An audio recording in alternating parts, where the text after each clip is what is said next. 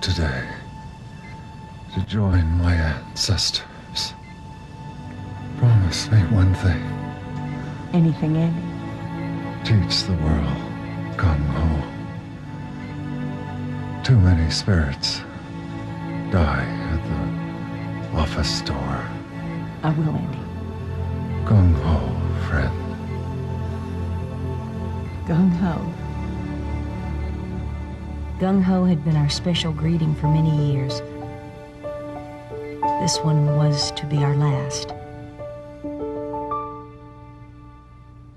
I was thinking about how to fulfill my promise to Andy when I recognized Ken Blanchard and Sheldon Bowles.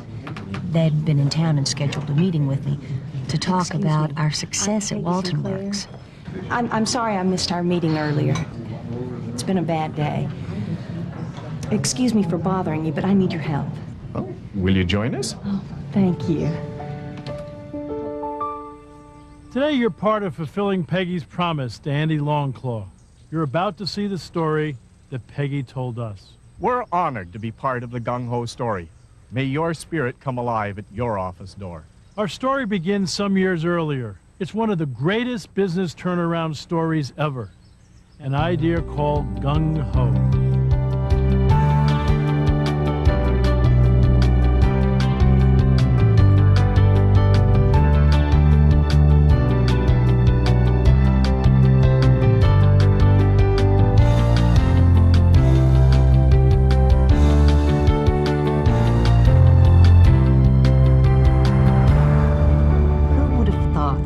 Years at head office and now my own plant. That excitement lasted exactly 1 hour. This place was in major trouble, and so was I. Are these numbers correct? Out of 32 plants in the entire system, we're number 32? Well, we were 31 last quarter. Apparently, the only thing functioning around here is the finishing department. In fact, according to this, it's the best department in the entire system. Maybe by the numbers, but if I were you, I would seriously consider making some changes around there, starting with the guy that runs it. Really? Who's that? Andy Longclaw. He is nothing but a headache. One of these hot-headed Indian types. Excuse me, hot-headed what? Look, I don't know where the guy got his MBA, but he has got some strange ideas about management. Well, apparently he knows how to make something work around here. May we continue? To top things off, who was waiting for me but old man Morris, my boss. Mr. Morris, hello. Oh, where have you been? I've been waiting for 15 minutes. Now, I assume you had a chance to review the numbers? We came in last. 32 out of 32 hasn't shown a profit in the last 7 quarters. Yes, I've reviewed them. Then I don't need to tell you of my concern about this place. You know what they say, a sinking ship pulls the whole fleet down. Right. Good. I'm giving you 6 months. 6 months for what? 6 months to pull this company out of the red. Otherwise, we're going to have to shut you down. But that's not long I enough. said Just 6 months. Have a nice day. I found out later that the job had been offered to several other people. They had enough sense to turn it down. After work, I needed to collect my thoughts. Mind if I sit down? Sure. You okay? Not really. I think I'm going to be fired. Why? Some new lady just took over, and I hear she's a real wicked witch of the West. One of the managers says she's going to fire me. Really? It's a good reason to feel down. Yeah, well, hey. You don't look so happy either. I think I'm going to be fired pretty soon myself. Really? Where do you work? Same place. You're kidding. I just started. Peggy Sinclair, Wicked Witch of the West. And you must be Andy Longclaw. Well, that's it. Now I know I'm fired. Not by my hand. I may be Wicked Witch, No, but I'm no fool. Well, what do you mean? You run the best department in the whole plant. In fact, in the whole system. How do you do it? Gung-ho. Gung-ho. Yeah, everybody in our department is gung-ho.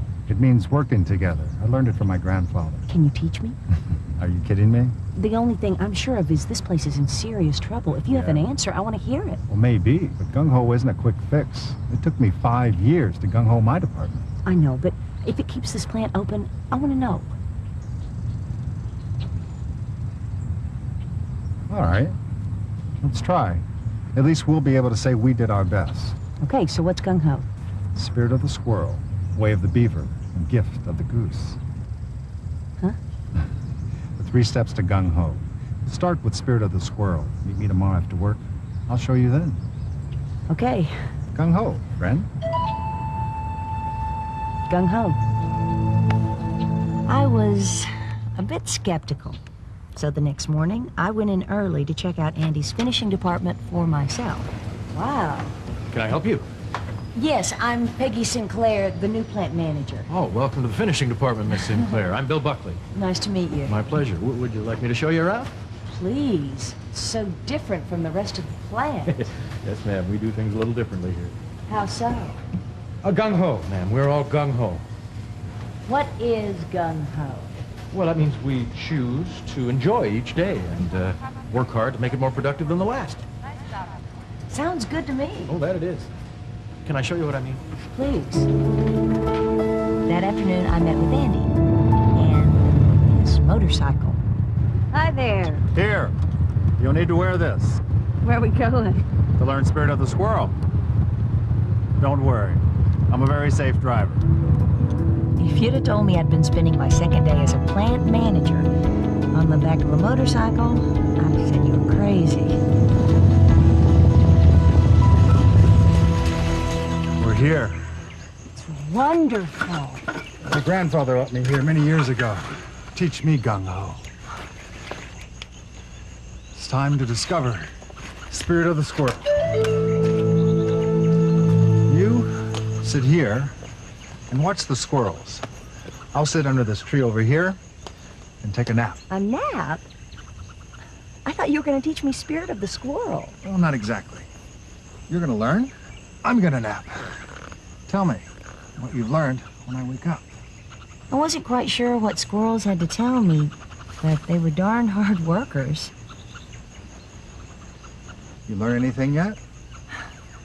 I'm not sure, but if the people at the plant worked anything like these squirrels, the place would be booming. I agree. But the question is, why do these squirrels work so hard? I don't know, because they're motivated? Why? They have a goal. They're motivated because if they don't store up enough food, they won't survive the winter. That's right. They're motivated because their work goes beyond important. It's worthwhile. The spirit of the squirrel is worthwhile work. Worthwhile work motivates squirrels and can motivate people. If you want people to work with spirit of the squirrel, they must first understand why their work is important, why it makes the world a better place. It's a very noble idea, but our plant, I mean, it's not like we're saving lives or anything. It's the understanding, not the work itself. Most any job you can name makes the world a better place. Tell me, what's the most meaningless job you've ever had? Washing dishes at my college cafeteria. Dishwashing, not important. Think of the contribution you made to all those students. One load of bacteria-infected dishes could have wiped out the whole class. Huh. I guess it all depends on how you look at it. One of the surest ways to feel good about yourself is to understand how your work makes a contribution. That's the beginning of Spirit of the Squirrel. Spirit of the Squirrel begins by helping people understand how their work is important. That's first. Second, you need a well-understood and shared common goal. Not just some benchmark set by management, but a goal decided on and shared by everyone. The third point is values. Values are the real boss. They drive all plans, decisions, and actions. Goals are for the future. Values are for now. Goals are set. Values are lived. Goals change. Values are the rocks you can count on. It's the job of the leader to ensure that values be respected by everyone, every time. And remember, Spirit of the Squirrel works in all industries, not just manufacturing. Spirit of the Squirrel. Worthwhile work. Number 1, knowing we're making the world a better place. 2, everyone works towards a shared goal. 3, values guide all plans, decisions, and actions.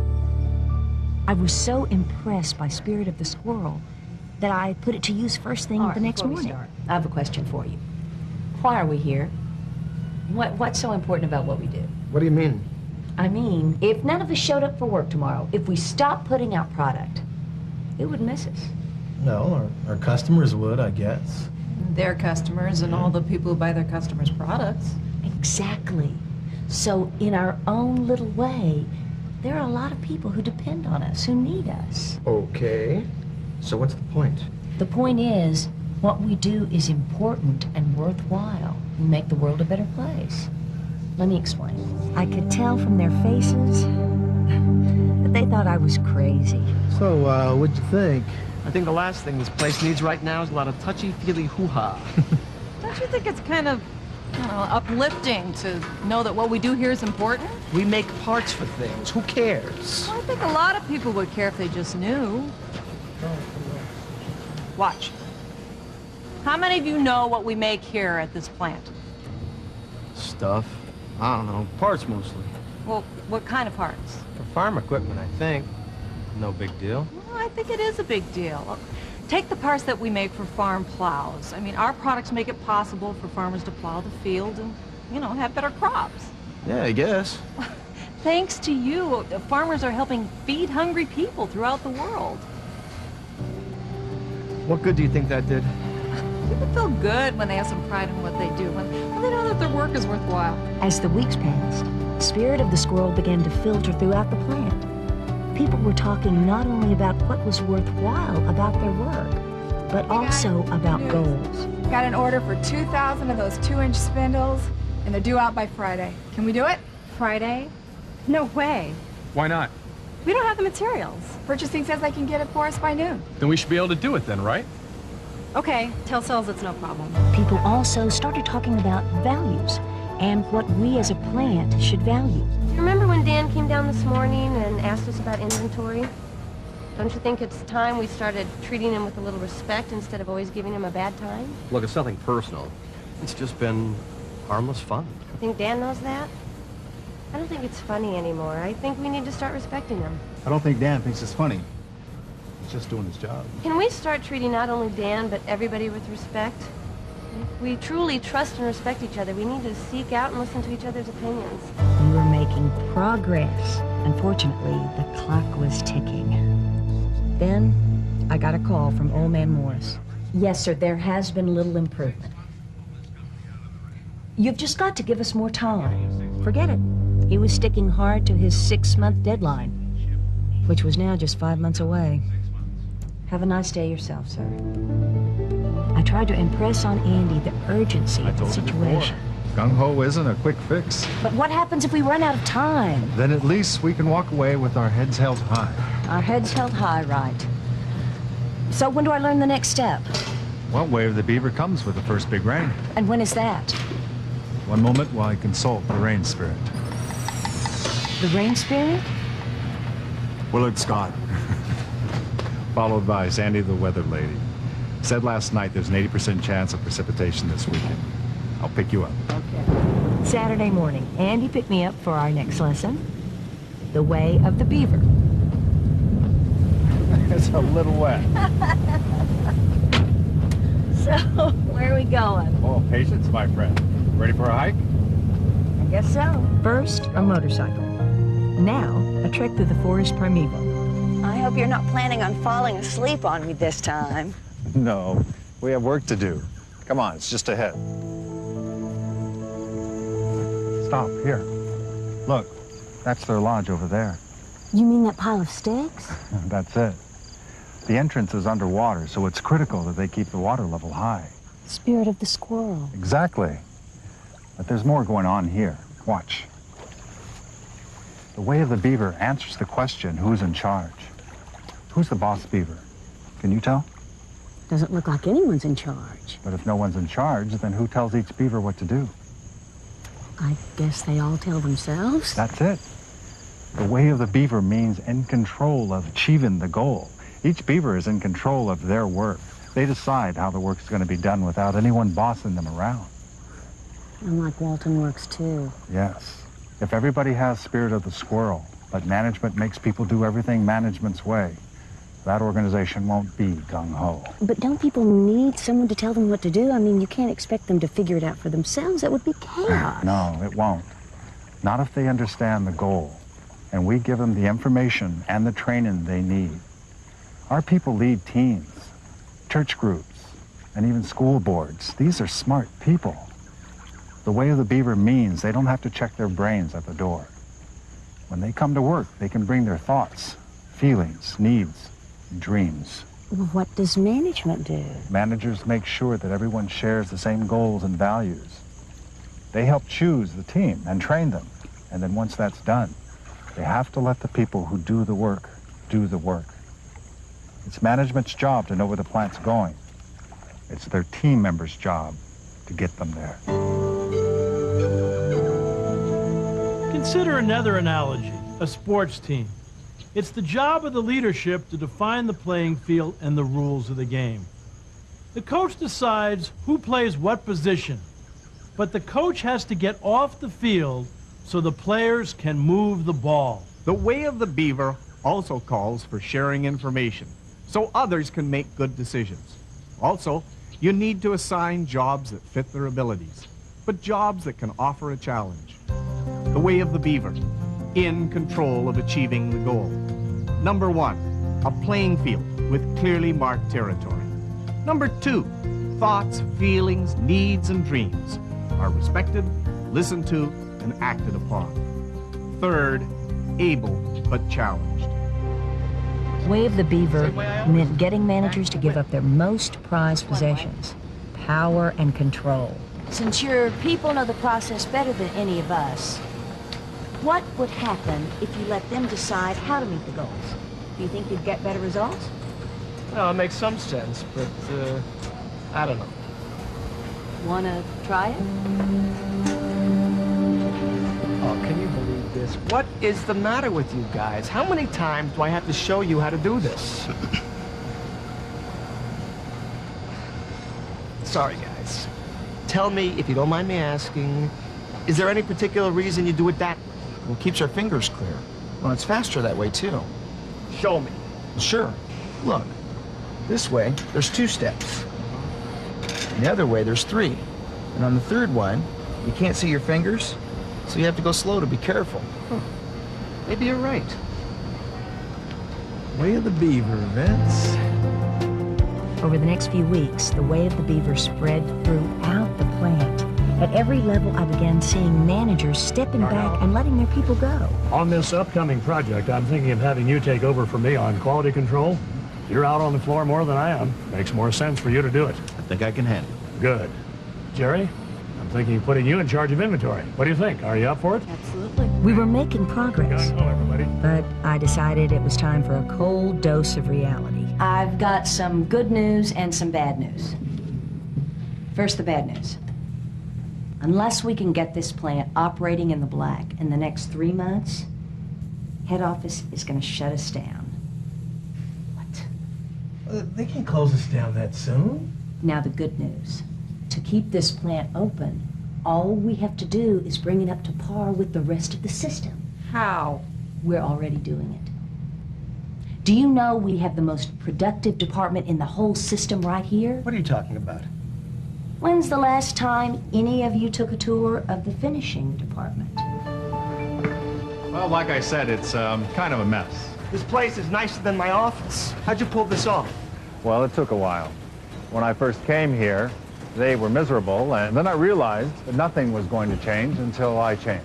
And nothing is going to change at Walton Works until we as managers change. These are last month's sales figures. I thought these were confidential. We have no secrets here. If the team is going to make good decisions and be gung-ho, then they need to know everything pertaining to their work. How are you folks this morning? We're fine, thank you. Everyone's working so hard. Why is that? Andy doesn't tell us how to do our job. That's up to us. Attention, shipping M317 at 1 o'clock. On time and perfect for $12,750. Great job, everybody. Great job. What was that? But we just shipped a job for $12,750. On time and 100% perfect. There's a lot of good things happening here. We make sure everybody hears about them. My last job, I had to go to work. I don't feel that way here. The spirit of the squirrel was bringing new energy to the way people did their jobs. The way of the beaver was showing up in the way managers related to employees. So even Vince was turning around. But unfortunately, time was running out. I just came by to let you know that it's time to learn. Gift of the Goose. See you tomorrow at 7?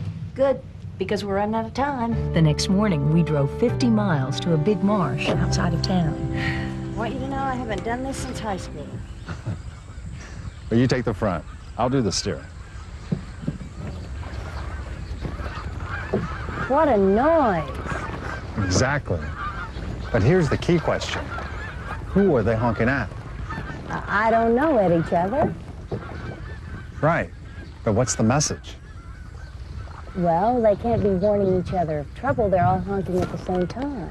So what are they saying? That everything's great. That's it. Gift of the Goose.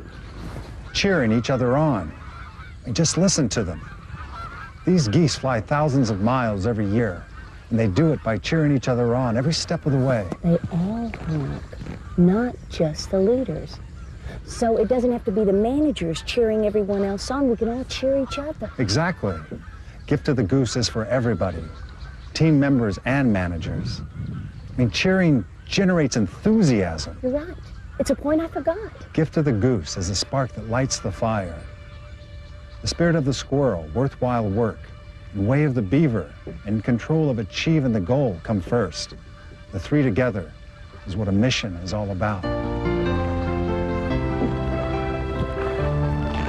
Think about a basketball game where no one keeps score and the fans don't cheer. Pretty bleak, huh?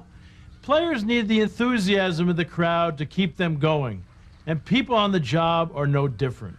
Remember, the best cheers need to be true. T-R-U-E.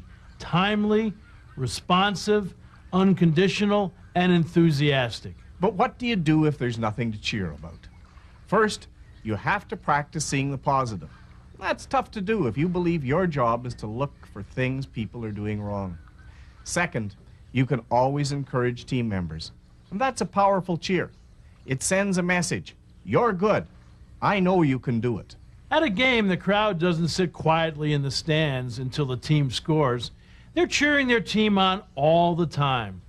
Don't wait until your goals are met to start cheering people on in your organization. Cheer the progress, not just the results, and keep cheering the whole game. When giving cheers, remember the formula E equals MC squared. Enthusiasm equals mission times cash and congratulations. First comes payment for a job well done, then the congratulations. Gift of the Goose. Cheering others on. 1. Active or passive congratulations must be true. T-R-U-E. 2. No score, no game, and cheer the progress. 3. E equals MC squared. Enthusiasm equals mission times cash and congratulations.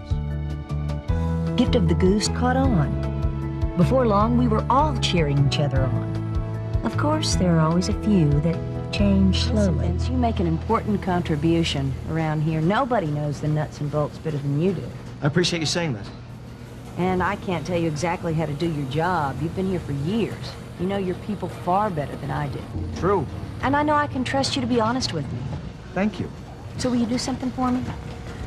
Will you look around this plant and see if gung-ho is changing things? And if it is, ask yourself, what's different?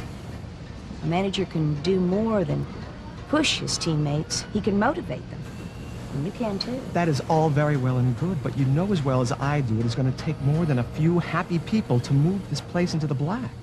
Maybe Vince was right. But gung-ho was working. Progress was just slow. Then one day I got the news I'd been waiting for. Good news. Look at these.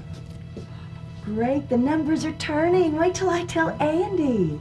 Unfortunately, though, old man Morris wasn't as impressed. Peggy Sinclair, why aren't you up in your office where you belong? Mr. Morris, what a pleasant surprise. I saw your profit report from last month. And? Don't think that pathetic few dollars you made is going to change my mind. But, sir, you said if we could push this place into the black, that you... I'd hardly call this little piece of number juggling in the black.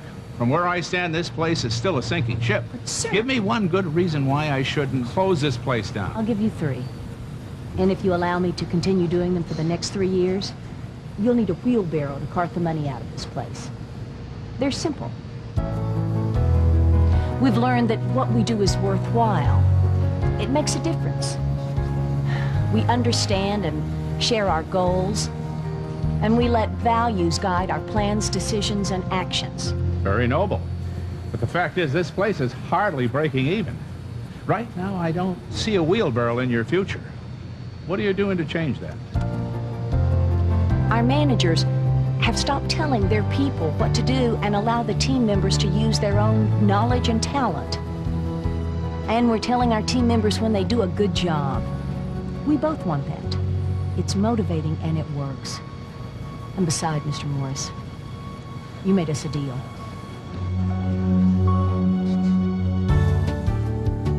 The next month, we did even better. 12 months went by and we'd risen from plant number 32 to 21. And gung-ho had changed us too. The way we worked and the way we lived. Well, that's the story I told to Ken and Sheldon the night that Andy died. And I knew I'd keep the last promise I made to Andy. Ken and Sheldon agreed. Too many spirits were dying at the office door. They would help tell the gung-ho story. And Andy had one last surprise for me. He left me this beautiful cabin. Sometimes I shut my eyes and remember riding down the road with my good friend. Gung-ho, Andy.